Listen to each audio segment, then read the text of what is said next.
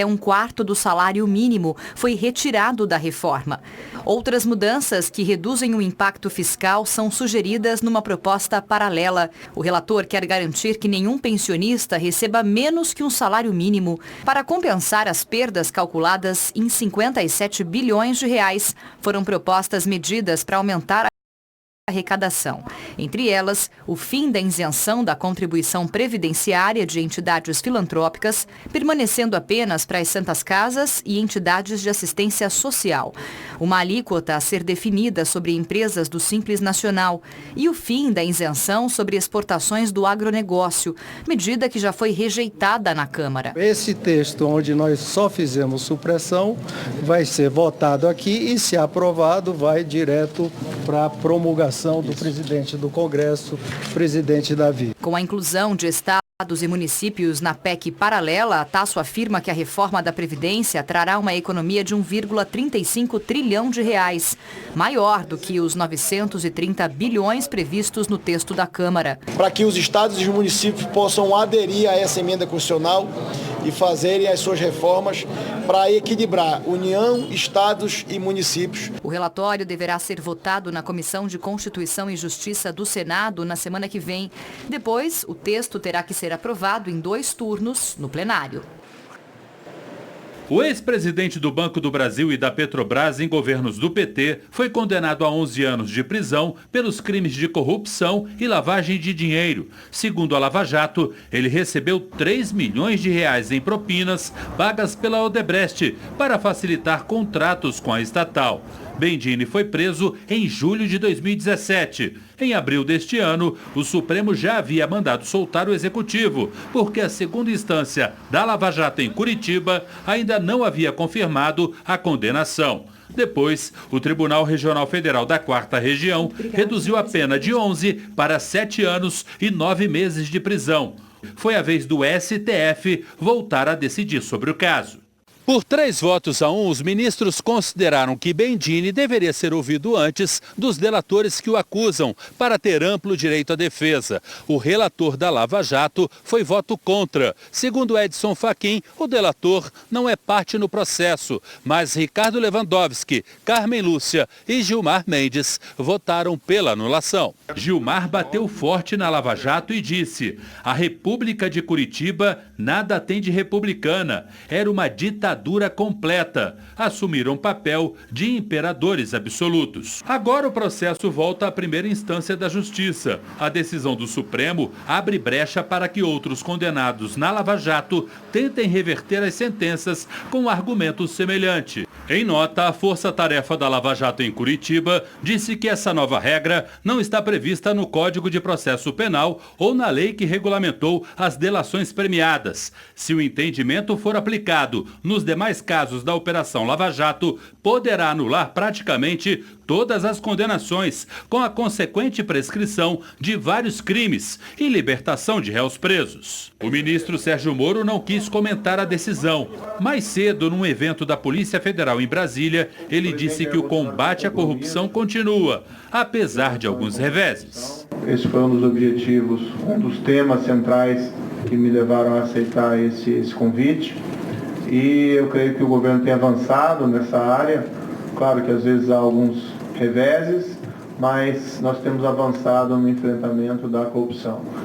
O filme A Vida Invisível. O governo federal pretende liberar os 330 milhões de reais que faltam para garantir o pagamento das bolsas até o fim do ano.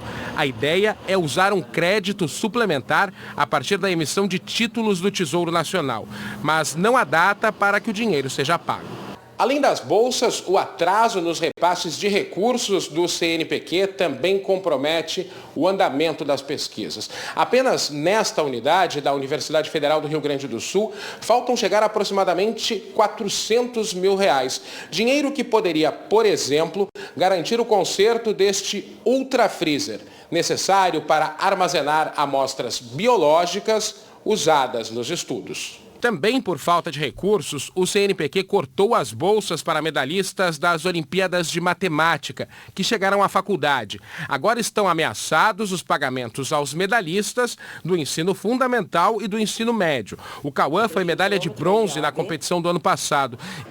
O ex-governador do Rio de Janeiro voltou a alegar que os esquemas de pagamentos de propina feitos por empreiteiras já aconteciam nos governos anteriores, de Antony Garotinho e de Rosinha Mateus. Em depoimento à Justiça Federal nesta terça-feira, Sérgio Cabral afirmou que em 2006 recebeu em casa o empresário César Farid Fiat, sócio da empreiteira Oriente, que ofereceu dinheiro para colaborar com a campanha dele ao governo do estado. Eu sabia que ele era um empreiteiro com presença no governo que me antecedeu, no governo da governadora Rosinha Garotinho e também no governo do Antony Garotinho. Depois das eleições, a Oriente participou do esquema de direcionamento de licitações para obras de médio porte no estado. Cabral explicou que o então vice-governador e secretário estadual de obras, Luiz Fernando Pezão, e o subsecretário Hudson Braga recebiam as propinas. Sérgio Cabral confirmou a existência da chamada taxa de oxigênio, paga pelas empreiteiras envolvidas em contratos com a Secretaria de Obras. A propina correspondia a cerca de 1% do valor total das intervenções e, dependendo do tamanho delas, poderia até ser maior. Parte delas eu tinha ciência, parte delas eu não tinha ciência, que era o que eles também ficavam, como eles administravam recursos para benefício pessoal. Em tese, eu teria ciência para algumas coisas que foram aplicadas para terceiros. Envolve pessoas que foram privilegiadas. O ex-governador disse ainda que um assessor guardou dinheiro para Pezão e Hudson Braga. O Paulo Fernando acautelou para o Hudson Braga e para o Pezão valores indevidos que, eu não me engano, da ordem de 6 milhões de reais, guardados na Atlantic Express pelos dois. Hudson Braga também foi ouvido pelo juiz Marcelo Bretas e negou ter recebido a taxa de oxigênio. 2 funcionários da Oriente também prestaram depoimentos e negaram participação no esquema. Agora faltam 20 minutinhos para as 8 horas da manhã. Vou caminhando aqui pelo nosso estúdio, porque chegou a hora da gente falar sobre as notícias internacionais desta quarta-feira com o editor de internacional, Pablo Reili, que já está aqui do meu lado. Tudo bem, Pablo? Bom dia para você. Bom dia, Paula. Como é que você vai? Tudo bem por aqui também. Vamos começar então falando do território americano de Porto Rico, né, que se mobiliza para chegar à tempestade tropical Dorian e que pode se converter aí em um furacão ao passar pela ilha, né? É isso, Paula. A gente então começa esse giro de notícias internacionais falando sobre o caso de Porto Rico. Lembrando que as autoridades fecharam escolas e repartições públicas nesta quarta-feira, dia em que o Dorian deve passar por Porto Rico, trazendo fortes chuvas e ventos. A gente confere umas imagens dos preparativos para a chegada dele. Bom, a previsão mostra que Dorian deve chegar ao território com força próxima de um furacão, atingindo o oeste e centro da ilha, Paula. Isso antes de se mover, indo para a República Dominicana na quinta-feira, com ventos de cerca de 120 km por hora. O problema é que especialistas eles acabam alertando que, sendo tempestade ou furacão, não demora muito para o Dorian causar problemas à infraestrutura da ilha, que é classificada por eles de frágil, Paula. O presidente americano aprovou a declaração de emergência em Porto Rico e essa ordem ela autoriza o Departamento de Segurança Nacional dos Estados Unidos e a Agência Federal para a Gestão de Emergências a coordenarem ações emergenciais na ilha, lembrando que ela foi devastada aí pela passagem do furacão Maria em 2017. E a gente lembra também que para quem estiver indo ou já estiver na Flórida nesse final de semana, o Dorian pode chegar ao estado americano com força de furacão categoria 1, Paula. Pois é, como infelizmente essa região do mundo tem tantos furacões, né? Isso a gente tem que dar, graças a Deus, que isso não acontece para quem. A gente tem alguns ciclones, principalmente lá no sul do país, bastante, com característica até às vezes de furacão, mas tão forte quanto lá, realmente a realidade é bem triste. Paula, só deixa eu fazer uma dentro. Será que a gente consegue espelhar aqui no nosso telão o caminho do Dorian? Será que a gente consegue? Agora sim, nós temos o Twitter do Centro Nacional de Furacões dos Estados Unidos, falando sobre então a questão de Porto Rico. A gente vê, como estávamos falando há pouco, aqui a República Dominicana, aqui mais ou menos no centro do mapa, e aí ele vai fazendo esse caminho ali até chegar, então, possivelmente na Flórida no final de semana. Então, essa é a última atualização do Centro de Furacões dos Estados Unidos em relação ao Aqui Dorian. do lado deve ser o horário, né? Isso. 5 da manhã, 2 da manhã, 2 da tarde. Isso. Conforme Aí, ele vai avançando. Conforme ele vai avançando, e aqui a gente... Pablo trouxe aqui pra gente que o grupo Hamas, que controla a faixa de Gaza, declarou estado de emergência no enclave. Qual foi o motivo dessa declaração aí, Pablo? Olha, Paula, foram 2 ataques de homens-bomba contra barreiras policiais que deixaram 3 mortos e vários feridos. As autoridades locais acusam o Estado Islâmico de estar por trás desta ação, que acontece depois de uma operação do Hamas contra militantes do grupo. O Ministério do Interior do enclave informou que várias pessoas foram presas em conexão com esses ataques. As prisões aconteceram hoje. Esses ataques foram inicialmente atribuídos ao exército israelense, que negou qualquer participação no caso. O Hamas tem enfrentado oposição interna de militantes islâmicos, incluindo de pessoas ligadas ao grupo Estado Islâmico. Paula. Outro destaque vem da Bolívia. O presidente de lá se uniu a bombeiros que lutam para conter os incêndios florestais no país. A gente está sofrendo com isso aqui no Brasil também, né, Pablo? E lá na Bolívia, qual que é a área mais atingida? Paula, as chamas já consumiram cerca de 1 milhão de hectares em uma área próxima ali da fronteira com o Paraguai e o Brasil. O Evo Morales, que é este daí que se uniu às equipes, ele informou que 800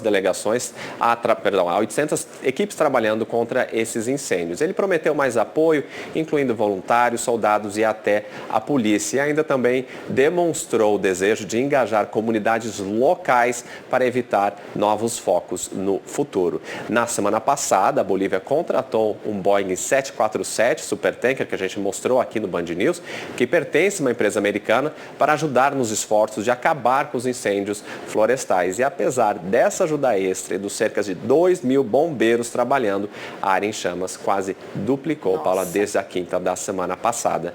E muitos desses focos foram causados por produtores que usam queimadas para limpeza e preparo do solo antes do plantio.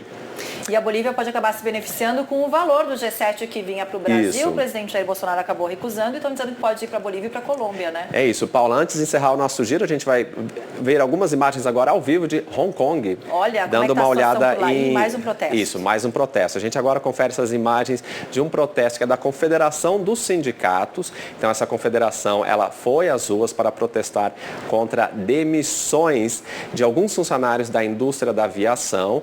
Esses funcionários demitidos, eles participaram dos protestos e por isso foram demitidos. Então a gente tem esse protesto ao vivo em Hong Kong acontecendo contra essa atitude, essas demissões. Eles foram demitidos porque eles estavam protestando e agora eles estão protestando porque foram demitidos porque estavam protestando. E a gente lembra que o início dessas manifestações aconteceu em junho, ou seja, já estamos aí para 2 meses, quase 2 meses de protestos.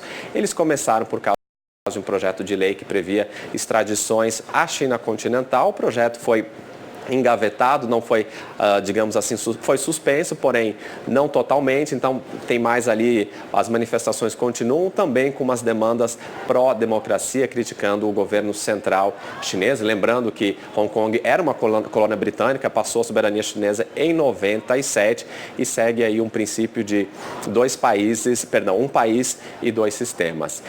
Espanha? Adoro Espanha. Então, nós vamos, agora sim a gente acaba o giro de notícias de hoje com as imagens de uma manifestação, não, é a La Tomatina, como a gente pode ver nessas imagens aí. Muito típica na Espanha. Acontece todos os anos, Paula, como você mesmo falou que é típica, e acabou há pouquinho. Ela estava aí, várias pessoas foram às ruas de Boulogne, que é no leste da Bunhol, perdão, que é no leste da Espanha. Não sabe para onde é que veio o tomate, onde é que vai parar, prefiro só ficar assistindo e mostrando pro pessoal. Eu participaria. Participaria? Claro. Então, na redação eu vou tirar um tomatezinho daqui. Obrigado, Paula, é isso aí. Até amanhã, Pablo. Amanhã. Agora, 7h48, olha só, um estudo realizado na Itália mostrou que o convívio com animais, especialmente os cachorros, pode ser uma boa estratégia para melhorar a saúde cardiovascular. De acordo com esse levantamento, donos de pets fazem mais atividades físicas, têm alimentação mais balanceada e um menor nível de açúcar no sangue. O delícia eu recomendo, viu? Não era cachorreira, virei. E adoro mesmo. Agora faltam 10 minutinhos para as 8 da manhã. Vamos para Belém, no Pará, norte do país, para ver. Então a participação de hoje fica por aqui. Obrigada pela sua companhia nessas 2 horas, desde cedinho, desde as 6 da manhã, aqui no nosso Jornal. Até lá.